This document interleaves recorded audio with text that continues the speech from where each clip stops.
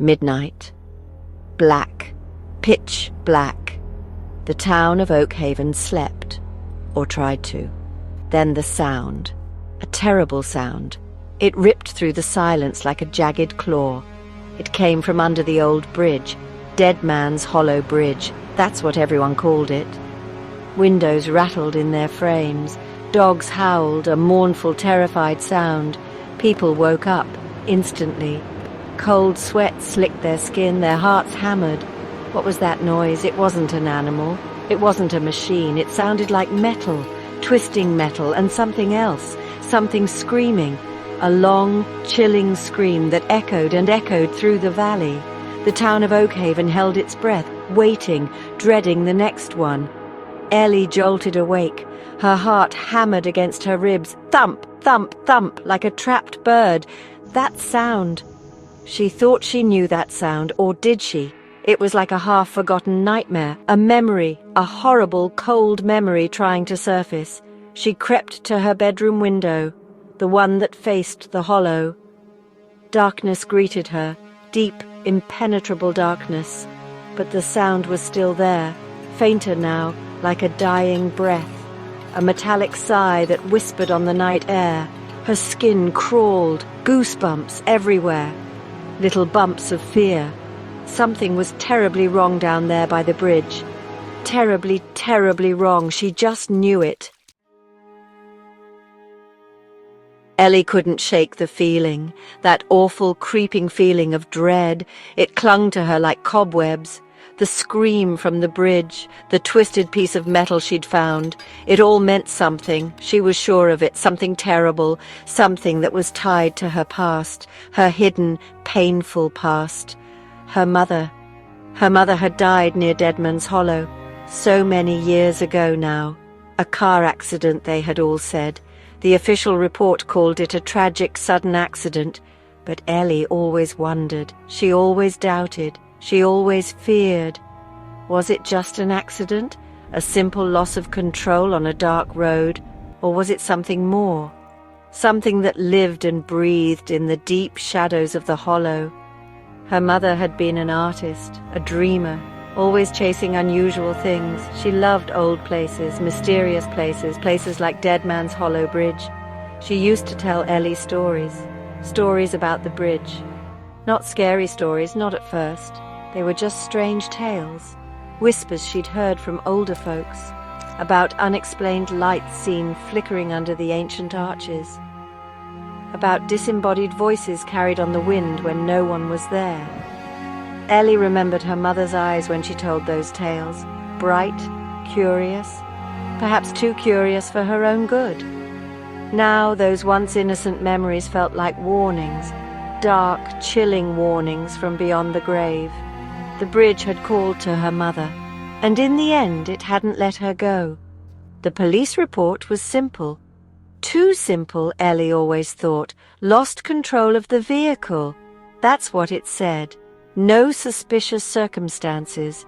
But Ellie never believed it. Not for a second. Her mother was a good driver, careful, cautious. She wasn't reckless. Why would she lose control? Especially on that particular night. The night of the full moon. The night when the winds through the hollow were said to whisper secrets. Ellie clutched the piece of metal she had found. It was cold, so terribly cold. It felt like a piece of her mother's lost car, a haunted piece, a silent witness. The bridge knew. The bridge remembered everything. This new scream, this terrifying sound from the depths of the hollow. It was a signal, a call. Ellie felt it deep in her bones, a chilling certainty that settled in her stomach like a stone. The bridge wasn't finished with its terrible work. The hollow wasn't satisfied. It wanted something, or perhaps someone.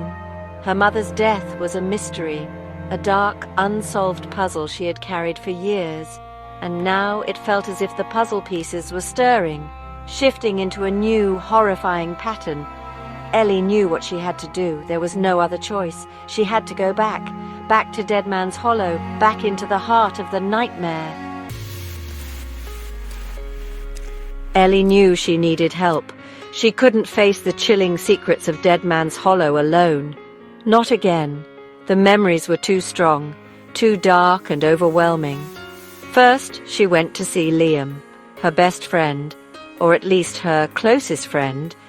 Liam was a skeptic. He believed in science, in logic, in cold, hard facts. Ghosts, screaming bridges. He'd probably laugh in her face, or tell her she was imagining things. But he was also loyal, unfailingly loyal. And he knew about Ellie's mum. He'd been there.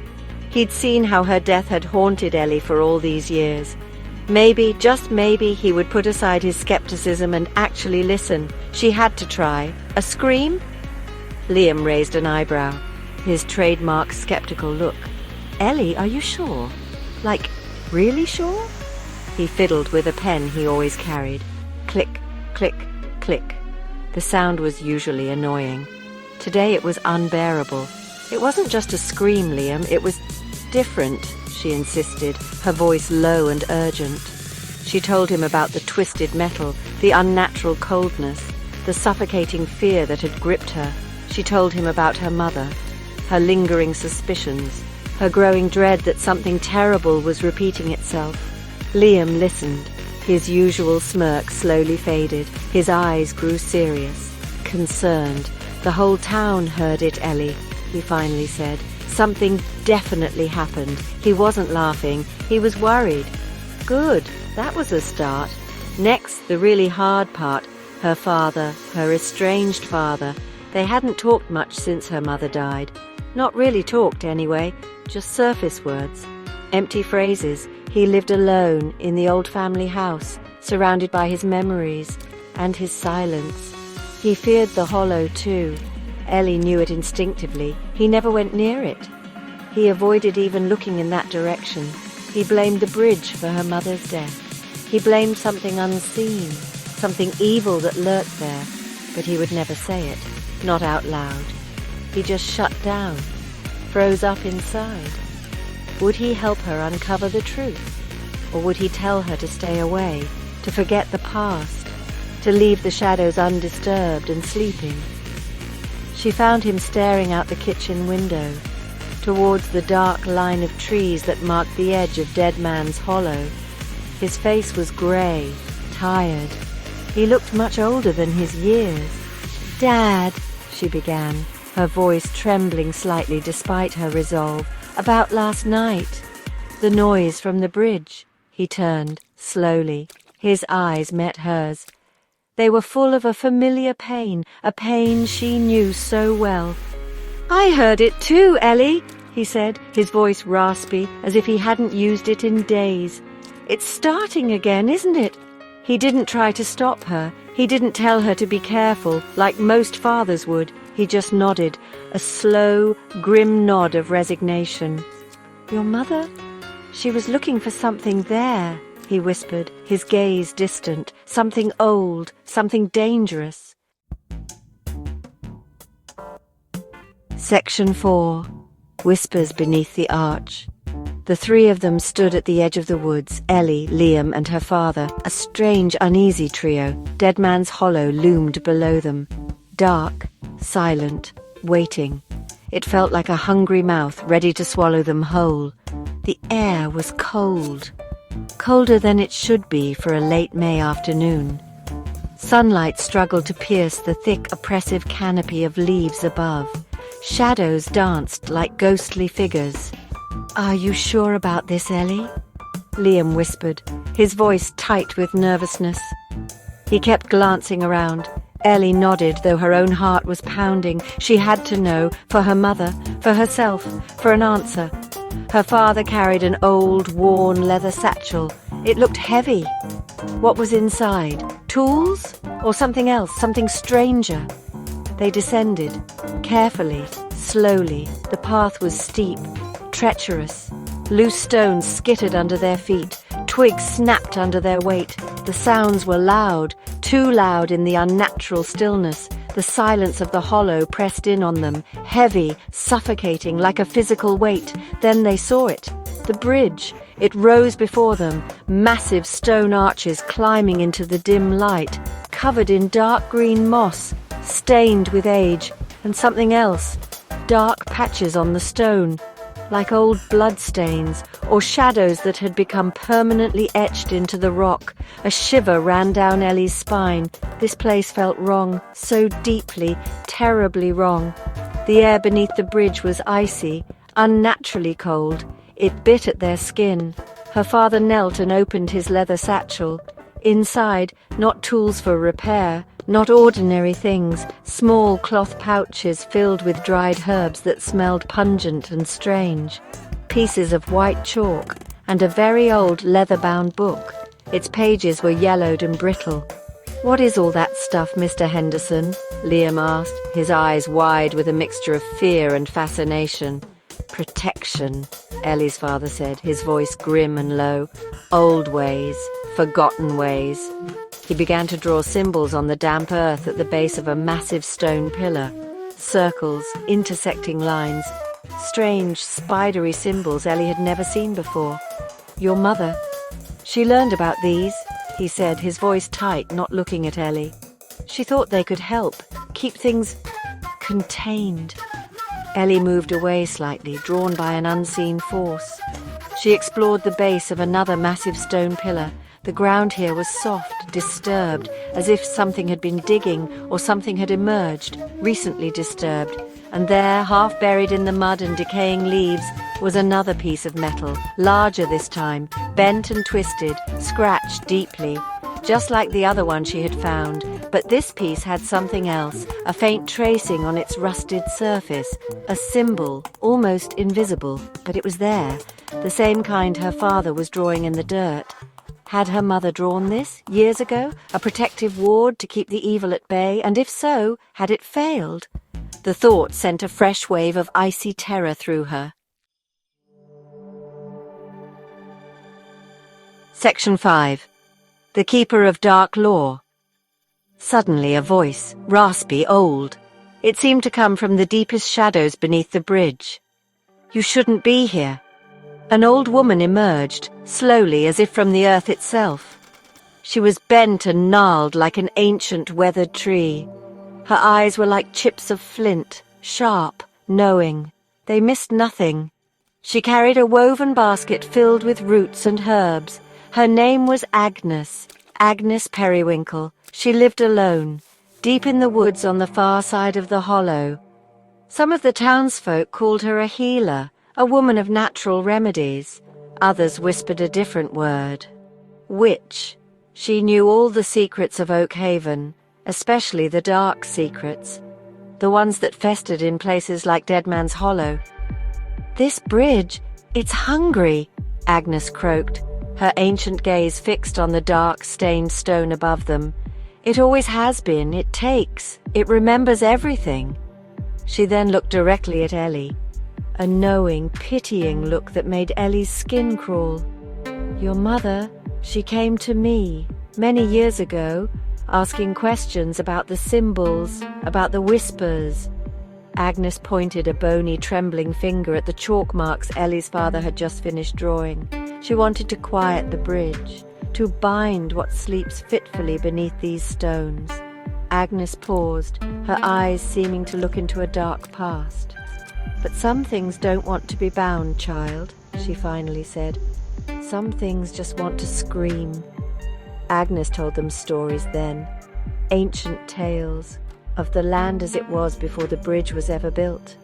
A place of old magic, she said, a place where the veil between this world and others was thin, dangerously thin. The bridge, she explained, was built on a site of great sorrow, a place of forgotten sacrifice from a time long past.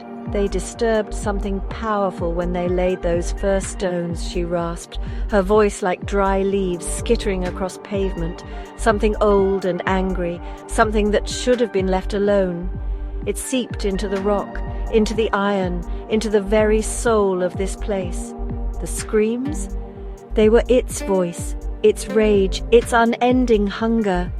The protective wards were only temporary, like flimsy band-aids on a gaping, festering wound. The entity beneath needed more than just symbols to be calmed.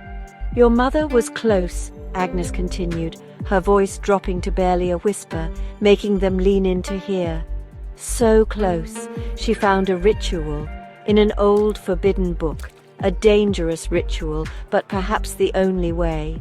It required an offering, not of blood, but of something more personal, a memory, a piece of grief given freely, willingly, to soothe the angry spirit, to create a fragile balance, for a time. She tried to perform it, Agnes said, her eyes dark with ancient sorrow. But she was interrupted. The night of the accident. Was it truly an accident? Or was she stopped, prevented from finishing what she started? Ellie felt a cold dread grip her heart. Her mother hadn't just died, she had been fighting something unimaginable, and she had lost. Section 6. A fragile dawn, a lingering chill. Ellie knew what she had to do, what they all had to do, finish what her mother had started all those years ago. Her father looked at her, his face a mask of conflicting emotions. Fear was there, clear in his eyes, but also a new resolve, a strength she hadn't seen in him for years. Liam, pale but surprisingly determined, stood by her side. "We're with you, Ellie," he said, his voice quiet but firm. Agnes Periwinkle nodded slowly, her ancient eyes seeming to approve. "The spirit demands a release," she stated, "a true one, not a cage. It wasn't about trapping it or fighting it, it was about understanding its sorrow, its pain. The ritual her mother had found, it was about shared grief, an offering of peace." Ellie took a deep breath. She thought of her mother, her love, her laughter, her terrible loss. This was for her. This was to finally let her rest. Following Agnes's quiet guidance and her father's rediscovered knowledge from his wife's old annotated book, they prepared. It was not a summoning circle designed to trap or command. This was a circle of offering, of peace, of remembrance. Ellie placed a cherished silver locket of her mother's in the very center of the chalk lines, a symbol of her enduring love and her deepest grief. Her father, his hands trembling, added an old, faded photograph of him and her mother, smiling on a sunny day, a memory of happier times, before the shadows fell. Liam surprisingly offered a small, smooth river stone he'd carried in his pocket since his own beloved grandfather had passed away. They spoke their grief aloud, their pain, their sorrow, not to the bridge, but to the memories, to the pain itself. The air grew heavy, colder. A low, resonant hum vibrated from the ancient stones of the bridge, then a sigh, a long, mournful sigh that seemed to echo from the very earth through the hollow and then faded away. The oppressive, bone-chilling coldness began to lift, slowly, tentatively, as if a great weight was being removed.